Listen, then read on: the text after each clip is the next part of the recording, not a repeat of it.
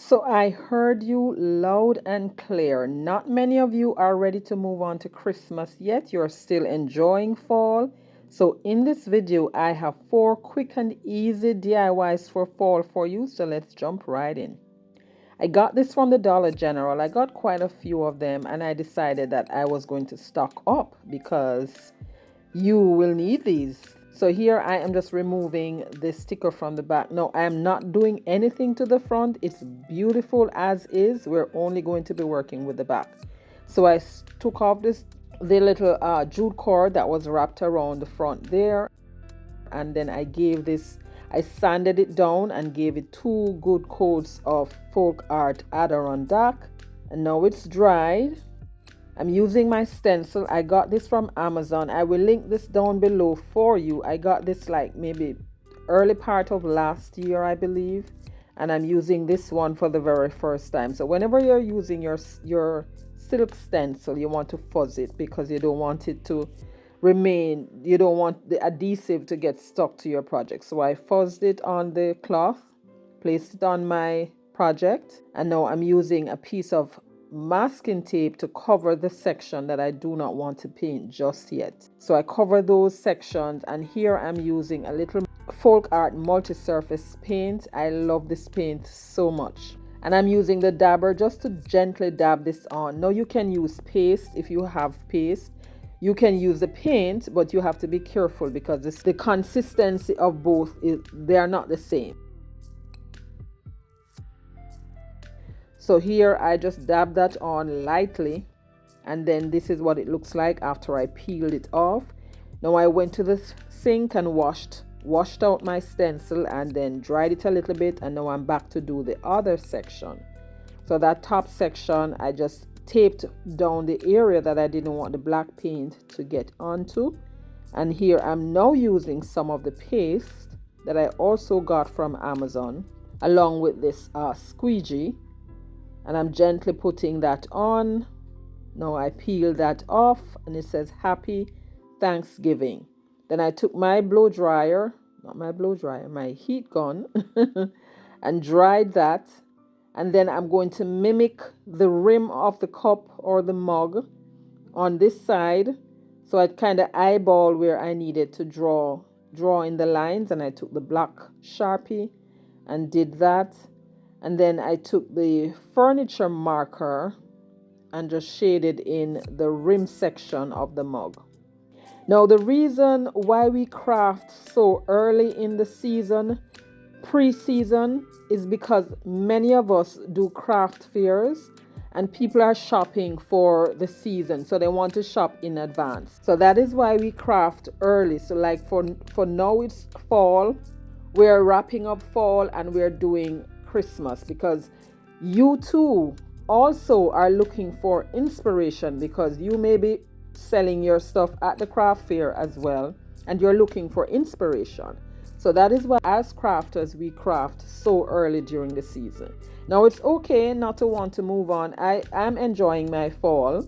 Sometimes I have to say to my friends, slow down, let's just enjoy the season a little bit because we're running like 3-4 months ahead. But anyway, I'm back with this to give you some inspiration. Now, as you saw, I took the ribbon I got from the Dollar Tree, made a bow, and then I'm just going around the edge of our mug here with some folk art antique wax. And now I'm ready to glue on the bow. My friends, if you're enjoying the video so far, if you're coming here for the first time, if you're still looking for craft for fall inspiration and you happen to click on this video, thank you so much for doing that. You're welcome here all the time. I hope you consider subscribing if you're enjoying the content. And once I did the other side, I then flipped it back around, and this was the jute cord that I removed earlier. Now I'm just gluing that back on, and you have a double-sided DIY. I like to use the reverse side of my projects. I love double-sided, so whenever I can, and if possible, if the back side of the project is good enough to be used, I will use it. So there you have that one, my friend, all done and cute. Now this is another one. I had this wreath in my stash, and I got this ribbon, this roll of ribbon from the Dollar Tree, and I love the colors on this one. So I'm going to just glue down one end and then just wrap this around our wreath. I love the colors. Love, love, love this ribbon so much. I've never seen this one before in years past. So when I saw this one this year, I just had to have it.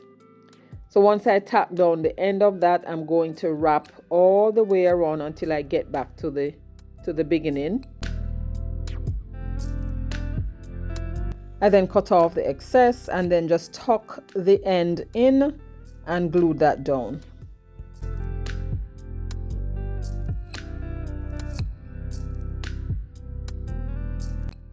So now that is done, here I am using what I had in my stash. This is a bunch of blue maple leaf. So I'm just plucking off some of the leaves. And I'm going to section off the area on my wreath. So because I wrapped the ribbon around, there are some little pockets that I can just tuck the leaf inside. So I was able to do it for one side, but for the other side, it's not that easy. So I will have to glue that down.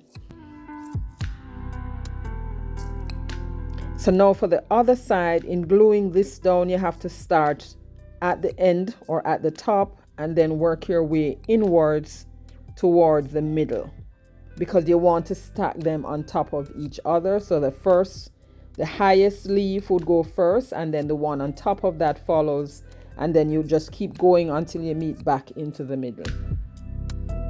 And now we're back in the middle. This needed something else, so I grabbed these two little yellow scatter because we need to blend in the colors, and just glue those down right in the middle on top of the blue ones. I had this bow that was already made and had some leaves attached, and I think it looks perfect right here, wouldn't you say? I just glue that back right down there, and then now we're going to make something to hang or wreath.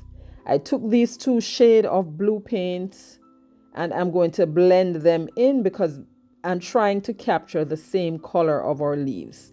One would have been too pale and the other would have been too dark. So I'm just blending both of them together. And I had some little wooden beads. I took 6 of them, placed them on a piece of masking tape, and now I'm just painting them.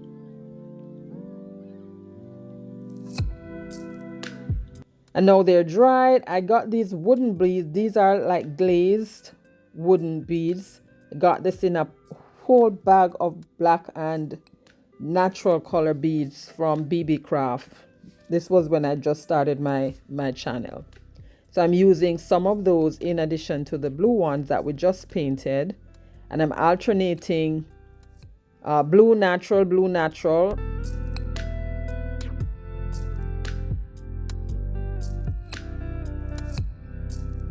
So I knotted both ends, and like we did for the leaves, you just tuck them in on both sides, just kind of eyeball the length, and then just tuck them in, and then just added a little hot glue to make sure that they wouldn't fall out.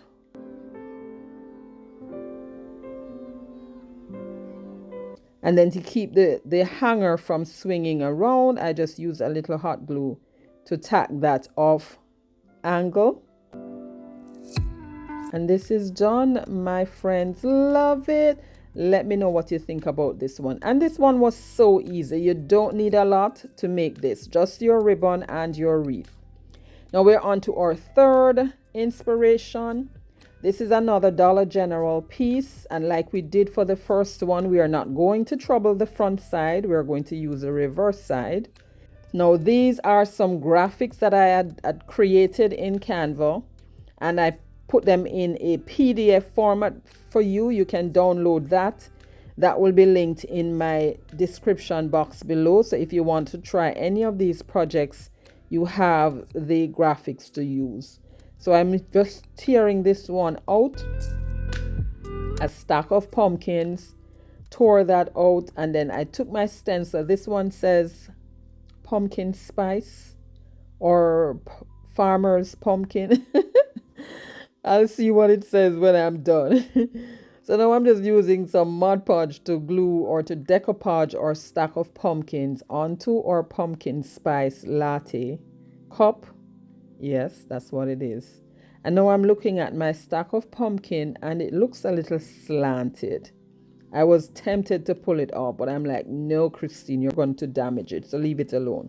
Let it be. So I just had to do that. So then I took the, what is this? Parchment paper. The parchment paper and the little heat press and just went over that to reactivate the Mod Podge. Now I'm going to add my stencil. Oh, I remember what it says. It says farm fresh pumpkins. Now I don't want all of it to stencil. I don't want the truck to stencil on. So I just put the piece of paper under the truck so that part doesn't get any of the paste. And then here I go again with our black paste and our squeegee and just squeegee that on. And you don't want it to dry on there, so you have to remove it as soon as you finish spreading. And that is what it looks like, farm fresh pumpkin. So now I'm just drying it with the heat gun.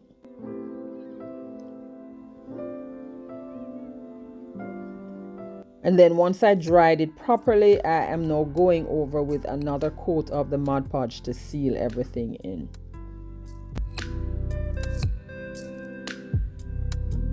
So my friends, if you are here for the first time, thank you so much for stopping by my channel today. If you are returning, my friends, you know I love you so much. If you are here for the first time and you're enjoying the content, I would love if you would consider subscribing to join my family. On this channel, we do lots of budget-friendly crafting, thrift flips. This channel is all about budget-friendly crafting. So next, I took my marker, chalkboard marker. I found a color that was close to what we have here on our little cup. And I went around the border with some stitch marks. Made another little bow, glued that on top of our pumpkin stack, and that one is done, my friends. We are moving right along.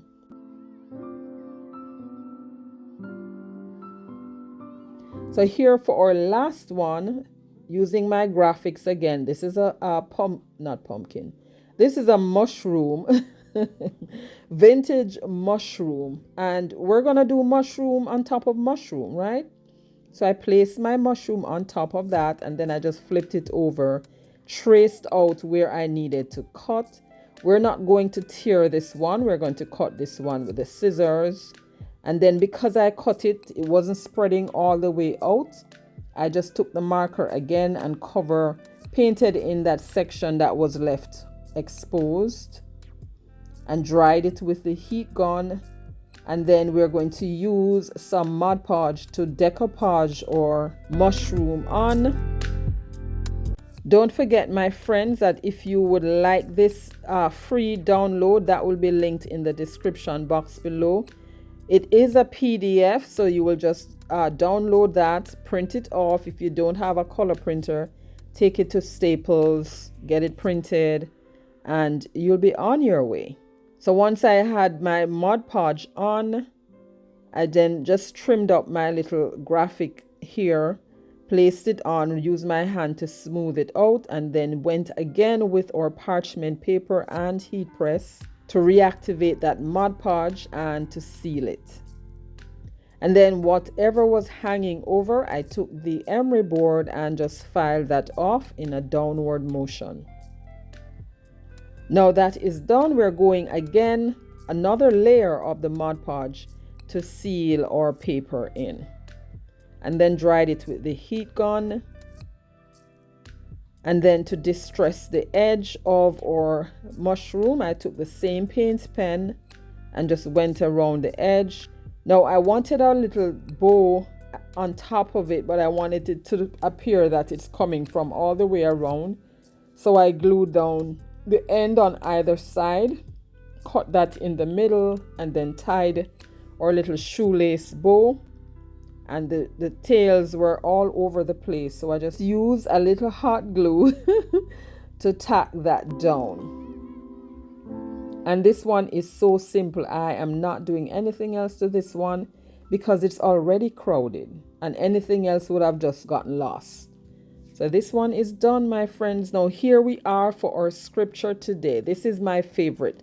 For I know the plans I have for you, declares the Lord, plans to prosper you and not to harm you, plans to give you hope and a future. Then you will call on me and come and pray to me, and I will listen to you. Jeremiah 29 verses 11 and 12 from the New International Version. Now here we are for the final reveal. I love these last minute fall DIYs, super cute.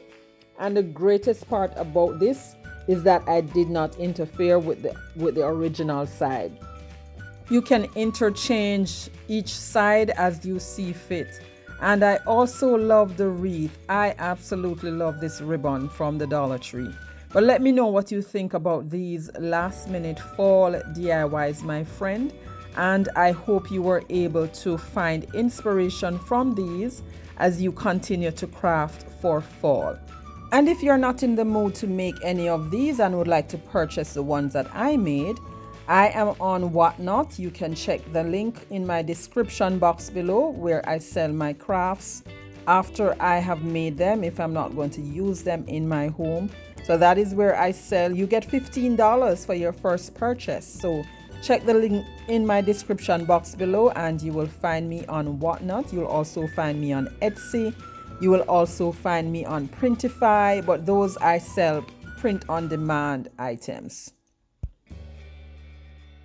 And there you have it, my friends. Thank you so much for watching. I enjoyed crafting with you today. If you enjoyed the video, don't forget to hit that like button and subscribe for more creative projects like these. And tap that notification bell as well so you never miss an upload. Need more inspiration? Click right here for other fun DIYs. Happy crafting, stay safe, and I'll catch you in my next one. Bye!